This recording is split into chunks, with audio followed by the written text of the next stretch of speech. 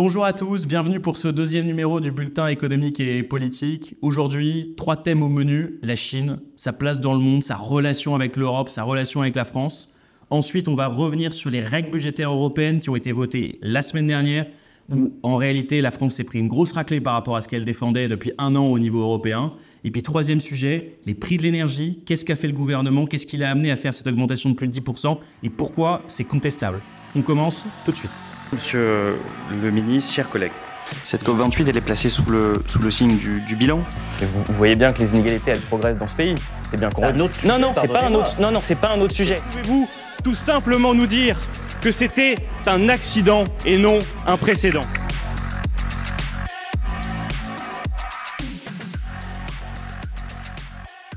On commence donc les sujets avec la question du prix de l'énergie en France. Alors, les prix de l'énergie, ils vont plutôt augmenter de 10%. Bruno Le Maire était venu aux 20h de TF1 dire que, alors si vous êtes chanceux, ça va augmenter de 8,6%. Si vous êtes malchanceux, c'est 9,8%. Mais quoi qu'il arrive, ça va augmenter pour tout le monde. Quel est le but de ça? Le but de ça, il est assez simple pour le gouvernement. C'est de ramener 6 milliards d'euros dans le budget de l'État d'économie. Et quand on y pense, c'est quand même assez fou parce qu'ils nous ont dit qu'il y avait une protection pendant des années qui s'appelait le bouclier tarifaire. Bouclier tarifaire, depuis 2021, c'est 90 milliards d'euros.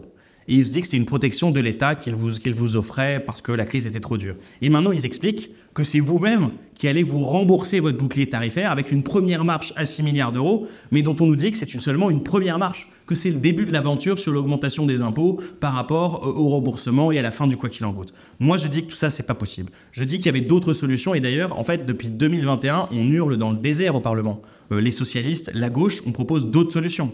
Vous avez par exemple la question des super-profits. Les super-profits, dans nos estimations, c'était en rendement, 6 milliards, là, ce que propose Bruno Le Maire sur les 10% qu'il fait à tous les Français. En rendement, c'était entre 15 milliards et 40 milliards selon la formule choisie tous les ans. Donc au lieu que ce soit vous-même qui vous remboursiez, qui vous payiez votre propre bouclier tarifaire, c'était les super profiteurs de la crise, ceux qui ont augmenté leur marge, ceux qui ont augmenté leurs profits, qui remboursaient ce qu'ils prenaient en fait d'une poche dans les Français, on leur prenait à eux, et donc on arrivait à rembourser l'État de cette manière-là. Donc voilà ce qu'il fallait faire, voilà ce qu'on a porté pendant des années sans être écouté, et si la contestation elle monte et que le gouvernement fait comme si on pouvait rien faire, tout ça évidemment c'est des balivernes, il y a un autre chemin, c'est la justice fiscale, et la justice fiscale pour nous tous, qui passe par cette imposition des super profits.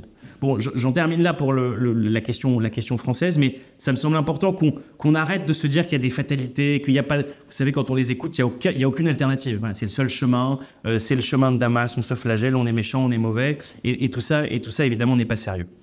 Au niveau européen, il y a eu une grosse actualité la semaine dernière. C'est passé un peu sous les radars parce que l'actualité est tellement chargée, le gouvernement, le jeu de balle-trappe d'Amélie Oudéa-Castéra, tout ça. Mais il y a une grosse actualité qui est passée sous les radars, c'est le retour des règles budgétaires en Europe. Ça fait 4 ans qu'elles étaient suspendues. C'était l'héritage du Covid, c'était l'héritage de tout ce qui a pu se passer en Europe. Et là, on avait d'ailleurs, nous Français, de grands espoirs sur ces règles européennes. On espérait que les 750 milliards d'euros de dette publique mutualisée qui avaient eu lieu pendant la crise, on allait continuer dans cette dynamique d'investissement, cette dynamique de protection des Européens et du territoire européen, de l'industrie, des entreprises. Pas du tout. C'est le grand retour de l'orthodoxie budgétaire. La règle des 3%, Macron disait il y a un an, elle est caduque. La règle des 60% de dette publique, Macron disait il y a un an, elle est dépassée.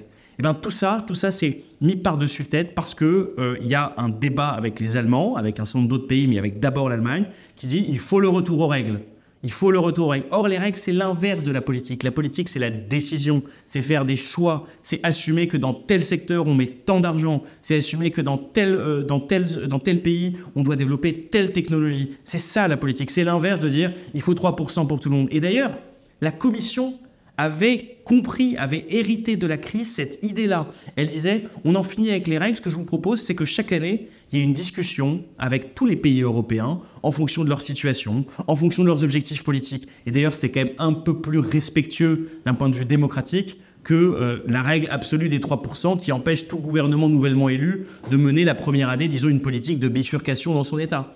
Et tout ça, ça a été balayé. Là, vous savez, comme on est français, on fait semblant qu'on a un demi-succès. Bruno Le Maire a dit mon collègue et moi avons fait chacun un bout du chemin. La réalité, c'est pas ça. Personne n'a fait un bout du chemin du côté des Allemands. Ils en sont restés exactement au même point. Des règles, l'obligation, quand on a plus de 60% de déficit, de faire baisser chaque année le déficit de 0,5 ou 1 point sans se poser la question de la situation sociale, sans se poser la question de la situation économique. C'est complètement hallucinant. Regardez ce que font les États-Unis. Regardez ce que font des pays comme le Japon. Des pays comme le Japon, ils vivent avec 250% de dette publique. Est-ce qu'ils en sont morts? Non. Les Américains, ils ont la dette publique la plus profonde du monde.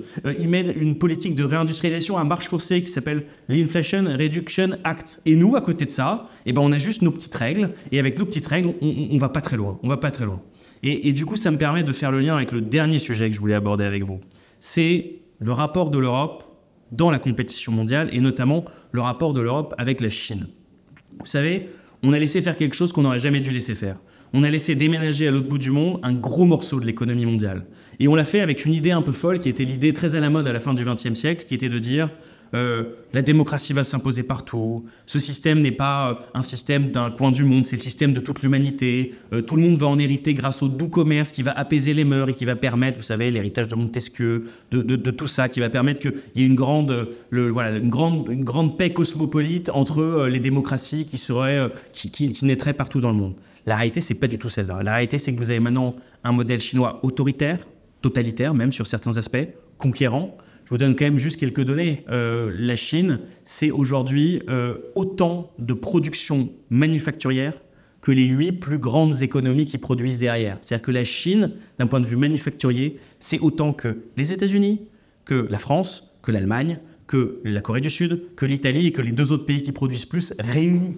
Réunis, c'est autant que ça. C'est la seule superpuissance industrielle. Et ceux qui pensent que c'est encore parce qu'ils font des t-shirts à Taïwan, bon marché, pas cher, etc., ils se trompent complètement. La Chine, elle est en tête sur 37 des 44 secteurs les plus importants dans l'avenir de l'économie. C'est pas moi qui le dis, c'est un rapport australien qui regarde s'ils sont à l'état de l'art dans les différents domaines. Ils sont à l'état de l'art, c'est-à-dire à la frontière technologique dans 37 domaines.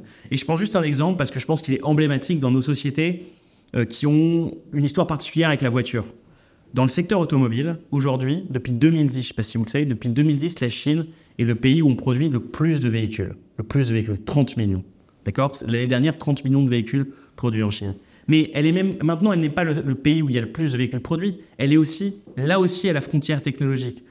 Les Américains pensaient qu'avec Tesla, qu'avec l'avance sur l'électrique, ils seraient durablement les leaders dans ce secteur. L'année dernière, les Chinois ont dépassé les Américains. Ils ont dépassé en production de véhicules électriques les Américains. Ils ont un géant qui s'appelle DYB, qui a produit une voiture en Chine à moins de 10 000 $, une voiture électrique à moins de 10 000 $, qui est censée arriver sur le sol européen l'année prochaine à 20 000 $. Comment vous voulez qu'on fasse face à ça si on n'a pas une politique industrielle, une politique de puissance aussi aux frontières de l'Union européenne? Les Américains, ils ne sont pas fous, hein. Ils se défendent.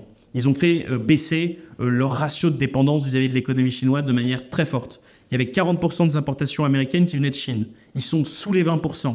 La Chine était leur premier partenaire commercial. Ils sont maintenant leur troisième partenaire commercial derrière le Mexique, derrière le Canada. Donc les Américains font ce qu'ils appellent un découplage. Ils essaient de sortir de la dépendance. Que faisons-nous, nous, sur ce sujet? Pas grand-chose. Pas grand-chose. 96% des panneaux photovoltaïques produits en Europe, installés en Europe, sont produits en Chine. C'est un exemple parmi d'autres. La balance commerciale de l'Europe vis-à-vis de la Chine, c'est un déficit de 400 milliards de dollars. Alors qu'est-ce qu'il faut qu'on fasse? Il faut que nous aussi, on mène une politique. D'abord, qu'on protège les infrastructures essentielles. Fini les ventes de ports, d'aéroports telles qu'on les a pratiquées. La vente la plus emblématique, c'est celle du Pirée, un géant chinois. Il n'y a pas de raison que les portes d'entrée de l'Europe pour les marchandises soient tenues par des exploitants qui ne sont pas des exploitants européens. C'est une question de souveraineté.